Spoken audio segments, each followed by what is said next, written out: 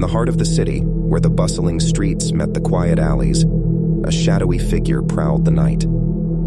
The city had seen its share of crime, but this was different. This was the work of a psychopathic killer, and the city's residents lived in fear, unsure of when or where the next victim would fall prey to this merciless predator. Detective Sarah Turner had spent years on the force, but she had never encountered a case quite like this one. The killer had a signature style, leaving behind a trail of cryptic clues that seemed to taunt the authorities. Each crime scene was a macabre puzzle, challenging even the sharpest minds in the department. The first victim was a young woman named Emily. She was found in an abandoned warehouse on the outskirts of the city, her lifeless body arranged meticulously, as if she were a piece of art. Her throat had been slashed, and her eyes were wide open in terror. But it was the message scrawled in blood on the wall that sent shivers down Detective Turner's spine. The game has begun. The second victim, a middle-aged man named Robert, was discovered in an underground parking garage. His body was contorted into a grotesque pose, and his face was frozen in a rictus of pain. Another message, this time on a mirror in lipstick. Round 2. As the body count continued to rise, Detective Turner and her team worked tirelessly to decipher the killer's twisted messages.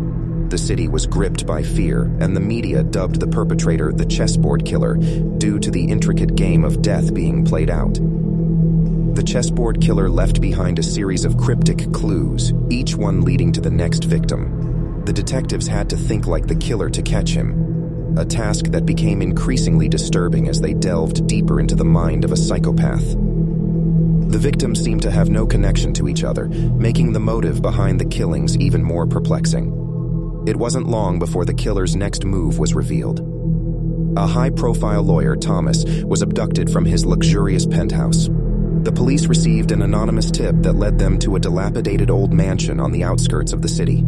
Inside, they found Thomas tied to a chair, barely alive. A timer was ticking down on a bomb, and the message on the wall read, "Checkmate." The detectives worked frantically to defuse the bomb while searching for any clues that could lead them to the chessboard killer. Thomas, in his weakened state, managed to utter a few words. He mentioned a masked figure, cloaked in darkness, who had taunted him with riddles and mind games. As the seconds ticked away, Detective Turner deciphered the final clue and disarmed the bomb just in the nick of time. Thomas was rushed to the hospital, but he was in no condition to provide further information about his captor. It seemed that the chessboard killer was always one step ahead. The pressure on the police department was mounting, and the city was living in constant fear. Detective Turner couldn't sleep, haunted by the puzzle that had consumed her life. She spent hours poring over the evidence, trying to find a pattern or a lead that had eluded them thus far.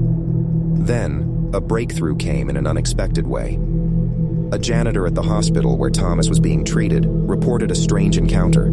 He claimed to have seen a man in a dark hooded cloak lurking around the ICU, watching Thomas from a distance.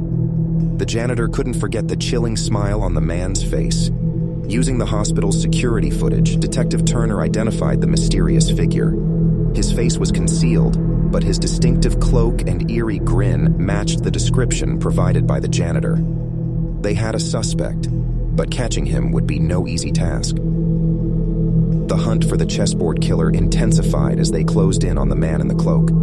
It became a race against time to stop him from claiming another victim. The city held its breath as Detective Turner and her team followed the trail of cryptic clues that led them to a deadly confrontation in an abandoned theater.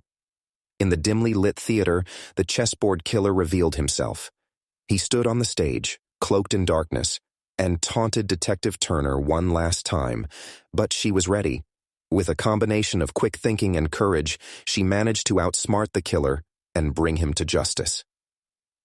As the handcuffs clicked shut, the city breathed a collective sigh of relief. The chessboard killer's reign of terror was over, but the scars left behind by his sadistic games would linger, a reminder that evil could wear a mask of intellect and cruelty could be a deadly art. Detective Turner knew that she had solved one of the most challenging cases of her career, but she also knew that the darkness of the human mind was a mystery that could never truly be unraveled. The chessboard killer would go down in history as a psychopath who had turned the city into a chessboard of death, leaving behind a legacy of fear and fascination.